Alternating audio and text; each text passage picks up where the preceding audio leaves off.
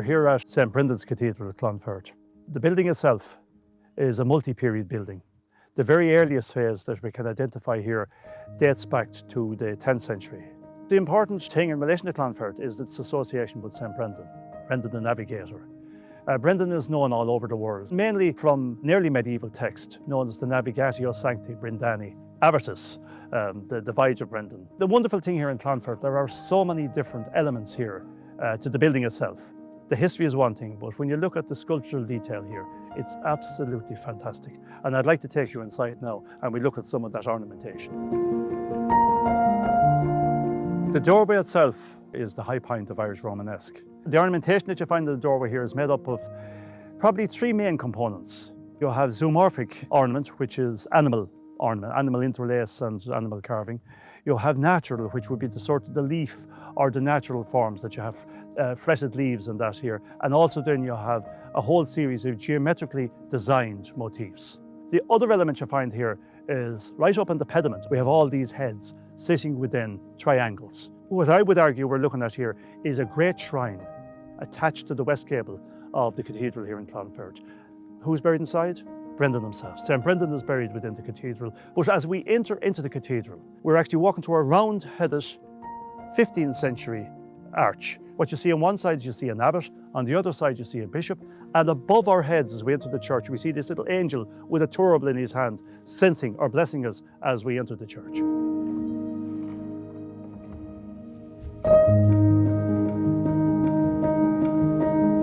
I've been coming to this church for a long time. It has great significance for me. When my daughters were getting married, they were married in this church. When my grandchildren were getting christened, they were christened in this church. I think it's a bit unique, really. All the people who come here get great satisfaction from their worship. They feel they've been to a very good, holy place. One of the gems of the building here is the baptismal font. This is an original font here since the 13th century. On this panel, we have a series of ornaments here. On the left here, we have four animals gripping each other by the leg. Here in the middle, we have this sunburst, probably a symbol of resurrection. These two characters are manticore, and the manticore is a beast that lives in a graveyard, eating the flesh of the dead. It symbolizes sin. And right beneath the manticore here, we have a tree of life. And the tree of life, of course, is overcoming sin, and literally pouring into the font. So it's the message of baptism.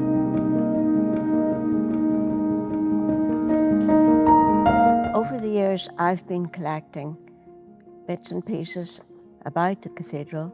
This is all bringing attention to the cathedral and helping with us getting funding from time to time. Over the years, we've been trying to raise funds, and this was a concert presented by the people of Clonfert here in the locality in 1985, and it was very successful.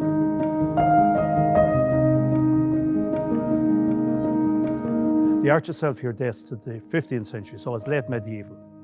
And I suppose one of the important things here is the sculptural detail you find on the arch. First of all, here to my left, you have this amazing mermaid. The mermaid herself symbolizes two of the seven deadly sins: vanity and then lust. She's a temptress. There's a bishop's head over the chancel arch here, and the lips are red. That's enough evidence here to say that was painted. On the same pier, but a little higher up, we find a little dragon here. And the dragon, of course, represents evil and the devil. And then to correspond with that, we have a knight's head. The knight's head is looking in over the altar area of the church here. But what we're actually looking at here is we're looking at this fight of good over evil. It's this tension of good over evil.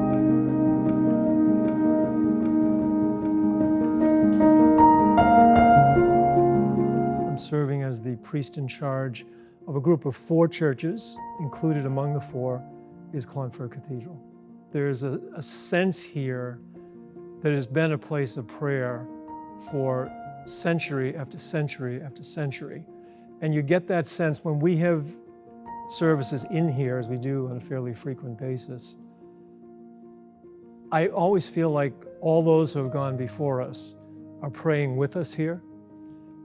Sometimes they say, if these stones could talk, I think these stones do talk. They've absorbed prayer, for almost 1,000 years. For me, this place stands in the heritage of St. Brendan. And I think, people coming here to this place where Brendan rests now, awaiting the resurrection, just to have a sense that our lives are the same thing. And we can learn from his example and from this place to trust in the same way, to just let go into the journey and trust that you're going to end up where you need to be.